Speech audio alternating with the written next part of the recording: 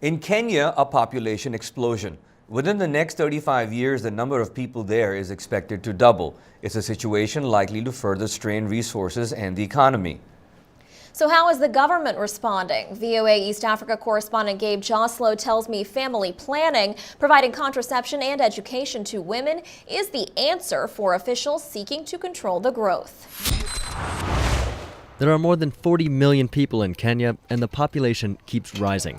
The average family has 5 children, and while that number is down from 2 decades ago, the exploding population is outpacing the provision of resources and services, which are already stretched thin. You know, the government has been aware for a long time that Kenya is a booming population, that the more people who are born here, the more resources are going to be needed, the more jobs are going to need to be created.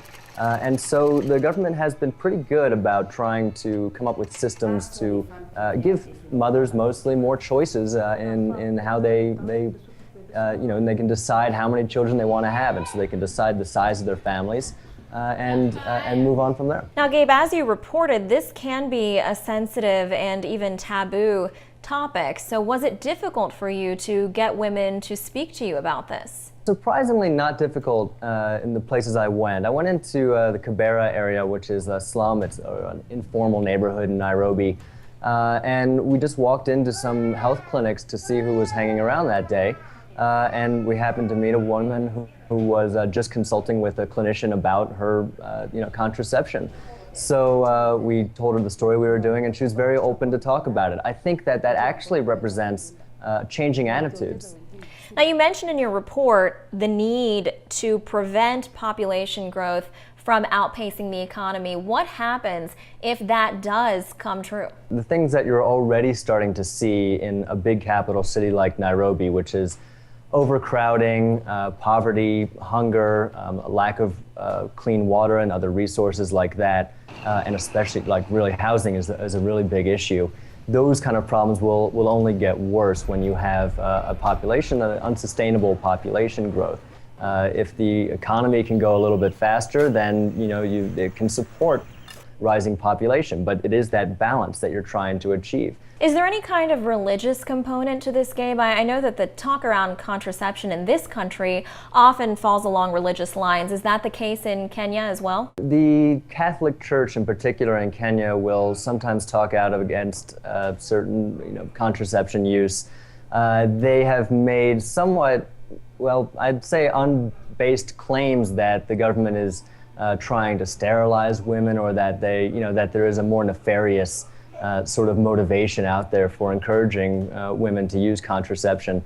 So, Gabe, we see this opening up of contraception rights in Kenya, but how does that relate to overall reproductive rights for women?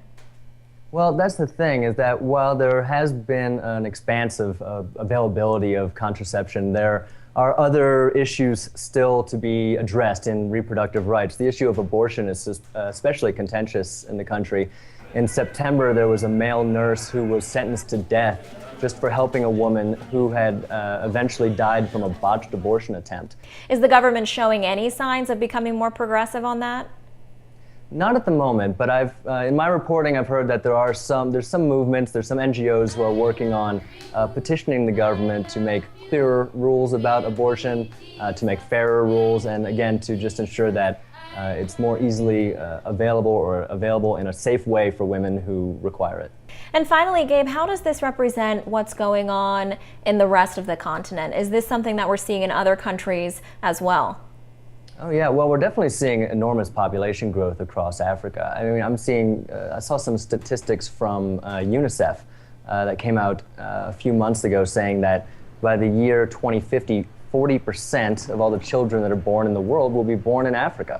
And so that just means that the continent is growing at an enormous pace. You're talking about up to 4 billion people on the continent by the end of the century. So, the place it's a huge, expansive land. It's possible you could accommodate this number of people. But the question, like in Kenya, across the continent, is can the economies support such a massive population growth?